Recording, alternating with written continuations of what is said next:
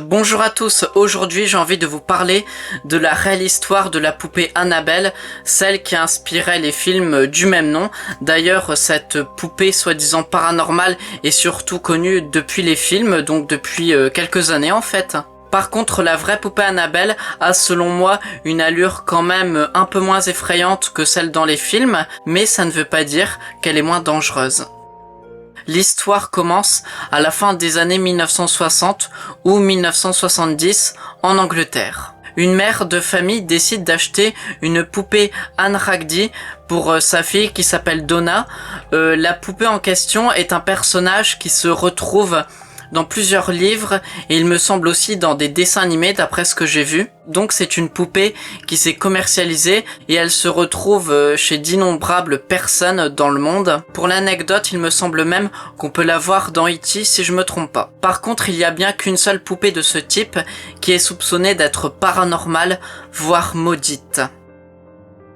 Pour en revenir à cette mère de famille, elle offre donc la poupée à sa fille Donna qui vit avec sa colocataire qui s'appelle Angie. Elles ont une vingtaine d'années, vivent dans le même appartement et sont toutes les deux en école d'infirmière. Au départ, tout se passe bien, Donna est ravie de son nouveau jouet. Ça lui fait sûrement rappeler sa famille qu'elle voit de moins en moins à cause de ses études et de son métier. Petite précision, la poupée à ce moment-là ne s'appelle pas la poupée Annabelle, je ne sais même pas si elle avait un nom d'ailleurs, peut-être simplement le nom du jouet. Et en fait, le nom Annabelle viendra un peu plus tard, vous allez comprendre pourquoi. Après les premiers jours tranquilles, il ne fallut pas longtemps pour que des événements paranormaux fassent leur apparition. Assez souvent, Donna le matin mettait sa poupée sur son lit dans une certaine position, mais quand elle rentre de son travail le soir, elle découvre que la poupée est bien toujours sur le lit, mais dans une position différente. Je veux dire, ce n'est pas la position qu'elle avait imaginée quand elle l'avait quittée le matin. Peut-être que c'est elle qui s'est mal souvenue, ou c'est peut-être sa colocataire qui l'aurait bougé pour une raison ou pour une autre, mais quelquefois ça arrivait alors qu'il n'y avait souvent personne dans l'appartement. Au départ, ça ne l'avait pas plus troublée que ça, mais un jour, elle voulait en avoir le cœur net, donc elle a décidé de croiser les bras et les jambes de la poupée avant de partir à son travail. Ensuite, Donna et Angie partent, et une fois qu'elles reviennent, elle retrouve la poupée avec les bras et les jambes décroisés. Elle était donc toujours à la même place, mais dans une position différente, et je précise qu'une fois de plus, la poupée était vraiment seule dans l'appartement. Après que les deux colocataires ont commencé à se poser des questions autour de cette mystérieuse poupée, d'autres phénomènes sont encore devenus plus troublants. Puisque quand la poupée Ragdi Ann se trouvait toute seule, elle pouvait parfois carrément changer de pièce. Et dans tous les cas, on la retrouvait dans des positions différentes. Par exemple, le matin, elle pouvait être placée sur le lit et le soir, elle pouvait être à terre. Quelquefois, elle pouvait être à terre et se retrouver ensuite sur une chaise ou inversement. Tout ça vous donne donc des exemples sur ce qui pouvait arriver quotidiennement dans l'appartement. Ensuite, elle parle de cette troublante histoire au petit ami d'Angie qui s'appelle Lou, sûrement pour avoir un avis extérieur sur ce qui se passe. Puis après avoir entendu que cette poupée pouvait être paranormale, il décide d'aller l'inspecter si on peut dire. Et une fois que Lou s'est retrouvé pour la première fois face à cette poupée, en la regardant, il a eu comme un mauvais pressentiment et n'a pas hésité à en parler aux deux filles. Et il pouvait laisser entendre qu'il se pourrait qu'un jour ou l'autre, quelque chose de dangereux pourrait arriver à cause de cette poupée. Mais elles ne prirent pas trop ça au sérieux, elles avaient sûrement un esprit plus terre à terre que Lou et elles se disaient qu'il pouvait y avoir une raison rationnelle à toute cette histoire. Les prochains jours furent pareils, la poupée une fois seule bougeait de place, c'est un phénomène paranormal qui est devenu limite quotidien, les filles ne faisaient même plus trop attention à ça, mais un moment il se passe encore quelque chose de nouveau. Quelquefois, Donna et Angie retrouvaient comme des petits morceaux de papier un peu dans tout l'appartement certains jours. L'écriture était un peu illisible, ça faisait un peu penser à une écriture d'enfant ou de quelqu'un qui ne savait pas trop écrire. Ce qui était le plus surprenant, c'est que ces messages étaient écrits sur des papiers qu'elle n'avait pas sur place, c'était un peu des papiers comme des parchemins qu'elle n'avait pas dans l'appartement, et la couleur de l'écriture ne correspondait à aucune couleur qu'elles avaient chez elles sur leur stylo. Une fois que les filles arrivaient à déchiffrer le message, ils le comprenaient comme « aidez-nous » ou quelquefois c'était même écrit « aidez-Lou », mais elles ne comprenaient pas trop pourquoi c'était écrit ça, surtout à propos de Lou, puisqu'apparemment il allait très bien à ce moment-là. En tout cas, à chaque fois qu'elle retrouvait un morceau de papier dans l'appartement ou à terre, c'était toujours un message d'alerte. Pour essayer de comprendre tout ça, elles imaginent un jour une explication rationnelle. Il se peut tout simplement que quelqu'un s'introduit dans l'appartement quand elles ne sont pas là, quelqu'un qui a les clés et qu'il rentre dans l'appartement. Elles mettent donc en place des pièges dans l'appartement qui pourraient prouver que quelqu'un s'y a introduit pendant leur absence, mais malheureusement, toute cette enquête n'a rien donné. Il semble impossible que quelqu'un d'humain, si on peut dire, ait pu pénétrer dans l'appartement. Ensuite, peut-être épuisée par toute cette enquête qui n'a rien donné, elle ne faisait même plus attention au côté paranormal de cette poupée. C'était tellement devenu banal qu'elle ne cherchait limite plus à comprendre. Et vu qu'il ne s'était passé rien de grave, elles se disent au final que même si c'est paranormal, vu que cette poupée n'est peut-être pas dangereuse, on peut vivre avec ça sans problème. Une fois d'ailleurs, à Noël, elles ont reçu comme un petit cadeau qui leur était adressé et elles ne savaient pas de qui ça provenait. Il n'y avait rien qui pouvait dire qui l'avait envoyé. Pour elles, c'était donc la poupée Anne Ragdi qu'ils avaient offert ce petit cadeau et ça leur avait plu évidemment et tout ce côté paranormal ne les avait encore moins inquiétés. Par contre, un moment, Donna et Angie ont vu la poupée comme voler dans les airs pendant quelques secondes. Elle était en lévitation et puis tout d'un coup, elle est retombée au sol. C'était la première fois qu'elles étaient vraiment troublées par ce jouet. Ensuite, les journées furent normales, si on peut dire. Il se passait tous les petits phénomènes surnaturels quotidiens. C'était quelque chose de paranormal, mais de normal en fait. Mais un jour, Donna se sentit mal à l'aise quand elle était en train de voir sa poupée. Elle avait l'impression qu'il y avait encore quelque chose de différent. Et en l'examinant de près, elle remarque qu'il y a quelques gouttes de quelque chose qui semble être du sang sur la poupée. Effrayée, elle décide enfin d'aller voir quelqu'un de spécialisé dans le paranormal. Elle prend contact avec une médium. Elle participe donc à une séance de spiritisme dans l'appartement avec la médium. Et la médium commence à parler d'une certaine Annabelle Higgins qui est morte à 7 ans et elle jouait souvent dans des champs où plus tard des immeubles seront construits et l'un d'entre eux en fait est l'immeuble où Donna est en train de vivre. Annabelle cherchait quelqu'un qui pourrait la comprendre en ces lieux et elle pensait que Donna pourrait la comprendre et elle a donc essayé de se faire remarquer en utilisant la poupée, en la faisant bouger. Annabelle voulait rester avec les filles, elle voulait être aimée et avoir de la compagnie. Elle a même demandé à rester avec les filles et celles-ci ont accepté. Elles étaient rassurées que la poupée ne leur voudrait sûrement aucun mal, étaient aussi surtout touchées par cette triste histoire.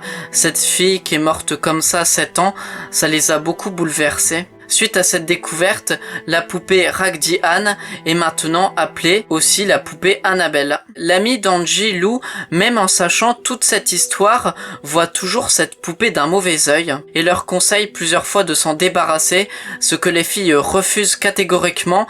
Pour elles, ce serait comme abandonner un enfant. Pendant une nuit, Lou dorma dans l'appartement et il se réveilla brusquement. Il était complètement paniqué, mal à l'aise. Il regardait tout autour de lui mais ne voyait rien de bizarre. Puis tout d'un coup, il remarqua que la poupée était agrippée sur lui et elle a même commencé à l'étrangler. Il s'est débattu mais Annabelle résistait. Ensuite, il a perdu connaissance. Une fois bien réveillé, il affirme que ce qui s'est passé n'était pas qu'un mauvais rêve, c'était la réalité. Et il se méfie encore bien plus de cette poupée après ce qui s'était passé.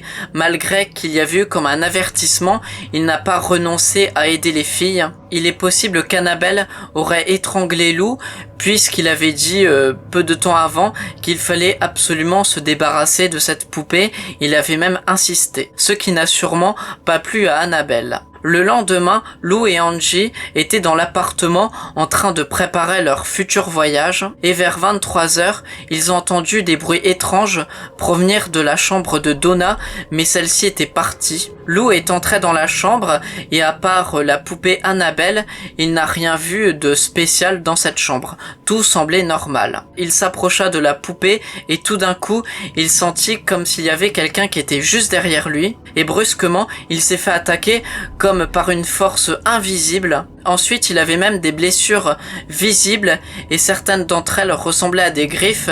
Il était surtout blessé au niveau de la poitrine. Angie découvre donc Lou terrifié et recouvert de sang et elle l'emmène dans le salon. Ce qui est aussi troublant, c'est que les blessures ont été guéries très rapidement, 1 ou 2 jours grand maximum, alors que des plaies comme ça devraient être guéries sûrement en plusieurs semaines. Suite à cette attaque, Donna et Angie sont allées voir un prêtre, il s'agit du père Egan, et elles ont raconté toute l'histoire qu'il y a autour de cette mystérieuse poupée. Le père Egan en parla à un supérieur, au père Cook. Le père Cook, lui aussi, après avoir entendu cette histoire, il décide d'en parler à des amis, des gens qui connaissaient sûrement mieux le paranormal que lui, des gens qu'il connaissait très bien.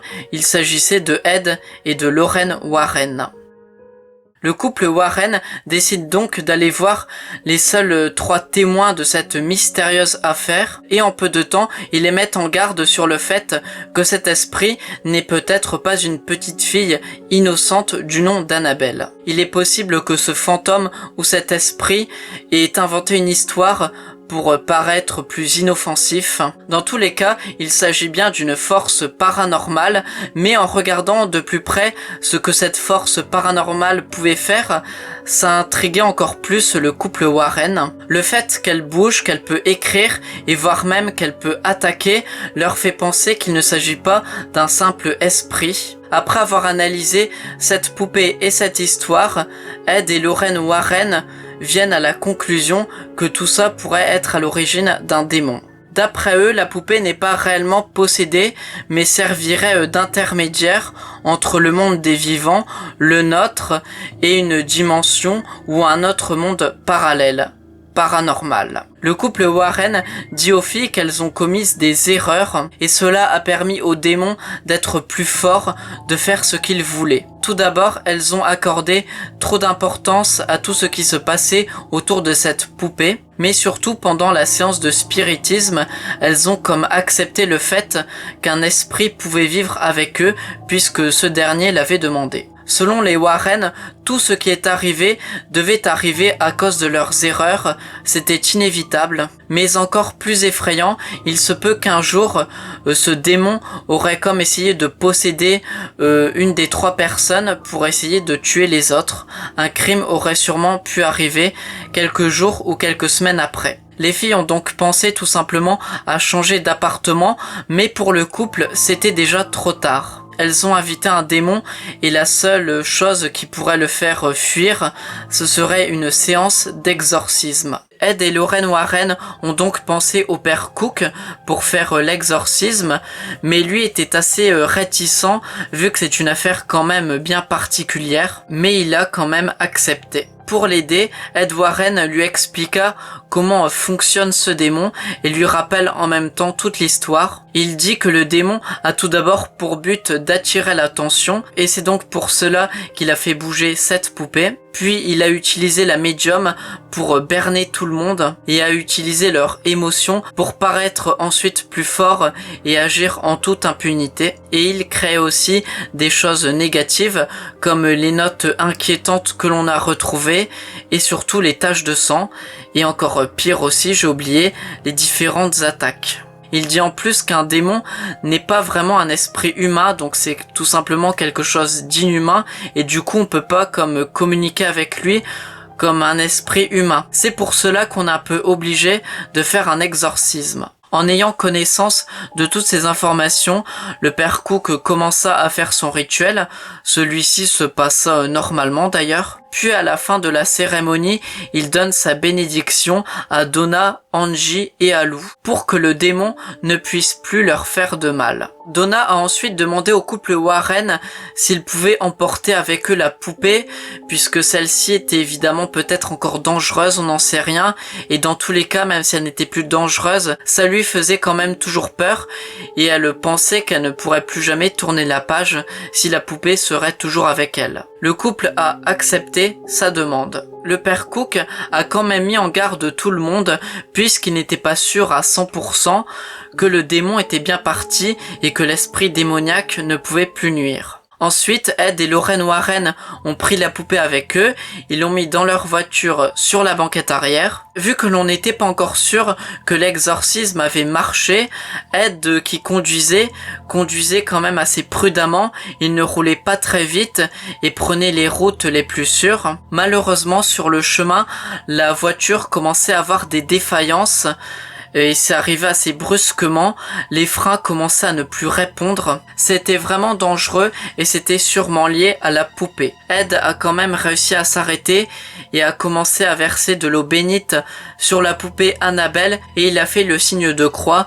Ça a apparemment calmé la poupée puisqu'ensuite sur le chemin il ne s'est passé plus rien de paranormal. Ce voyage a donc permis de comprendre que le démon était encore toujours là, que l'exorcisme n'avait apparemment pas totalement fonctionné. Une fois chez eux, Ed plaçait souvent la poupée sur une même chaise, mais elle reproduit tous les événements paranormaux qui s'étaient passés dans l'appartement de Donna et de Angie. Elle bougeait de position, de place, elle changeait de pièce et parfois même elle lévitait. Ed et Lorraine avaient souvent l'impression qu'Annabelle se moquait d'eux, qu'elle les narguait. Une fois, Lorraine a même entendu comme des grognements qui sortaient de nulle part. Et c'était arrivé quand un prêtre avait essayé de les contacter par téléphone. Ça signifie peut-être que le démon exprimait son dégoût envers la religion. Une fois, le père Jason Branford, qui avait déjà pratiqué plusieurs exorcismes, a pris la poupée et lui a dit « Tu n'es qu'une poupée de chiffon, Annabelle, tu ne peux faire de mal à personne. » Et il a lancé la poupée sur une chaise comme pour exprimer son mépris. Le couple Warren a mis en garde ce prêtre, ce n'était peut-être pas la meilleure chose à faire. Provoquer un démon peut être risqué.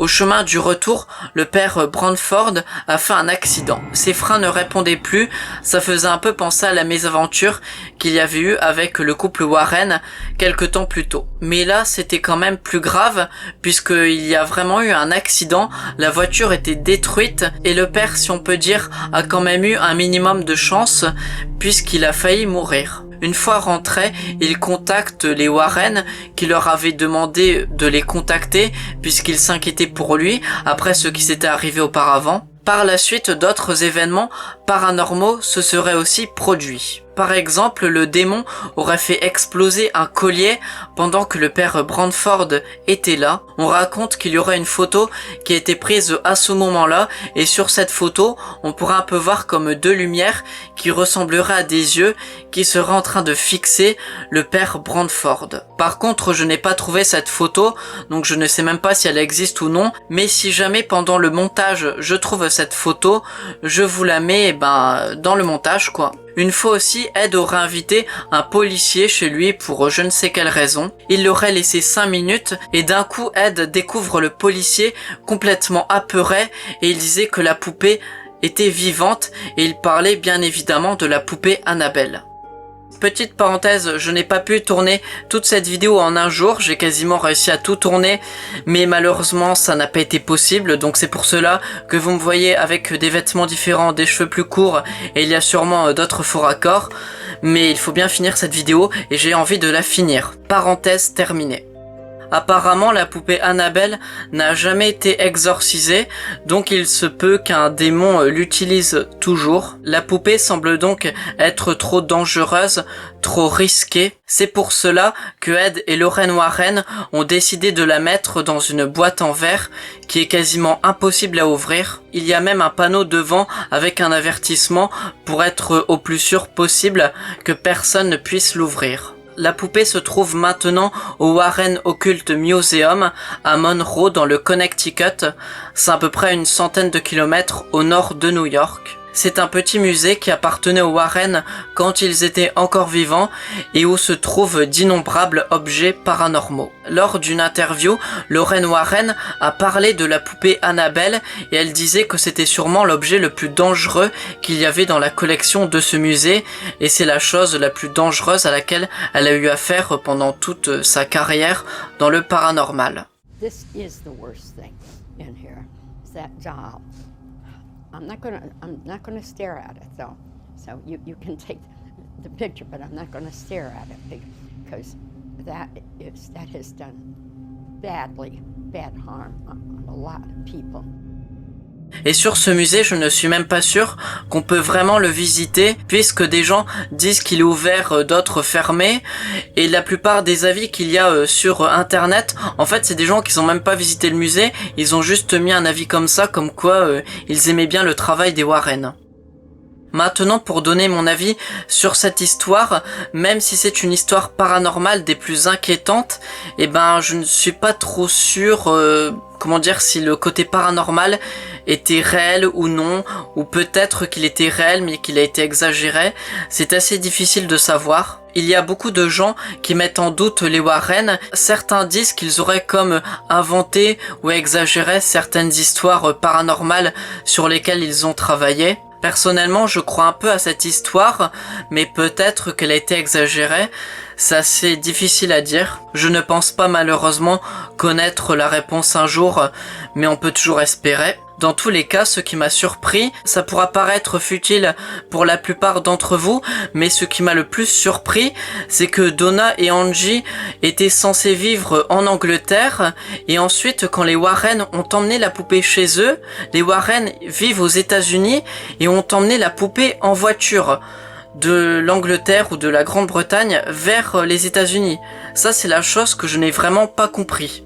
Et à aucun moment, on ne parle que certains des personnages auraient comme pris l'avion et auraient traversé une partie du monde. À aucun moment, ça n'est précisé. C'est sûr que pour ce type d'histoire, ce genre de détails peuvent paraître complètement futiles, mais ça a quand même permis d'attirer mon attention. Et en plus, on ne sait pas du tout où la grande partie de l'histoire s'est déroulée. On ne sait pas du tout où Donna et Angie habitaient. On sait qu'elles habitaient en Angleterre, mais où exactement, on n'a jamais eu la réponse, un peu comme si on voulait cacher l'endroit. Pour en revenir à cette histoire globalement, personnellement, je penche quand même plus sur le fait que cette poupée pouvait vraiment être dangereuse. Je ne prendrais pas le risque de la prendre avec moi, mais par contre, il se peut quand même que toute cette histoire était un peu exagérée, mais par contre, je ne pense pas quand même qu'elle a été inventée de A à Z.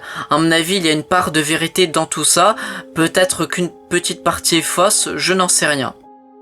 Voilà, cette vidéo est terminée, j'espère qu'elle vous aura plu. Bon là, je vous invite à laisser un pouce bleu et à vous abonner. Et si à l'avenir, quelqu'un vous offre une poupée, faites très attention, puisque celle-ci, même si elle peut avoir l'air inoffensive, eh ben elle peut abriter un démon.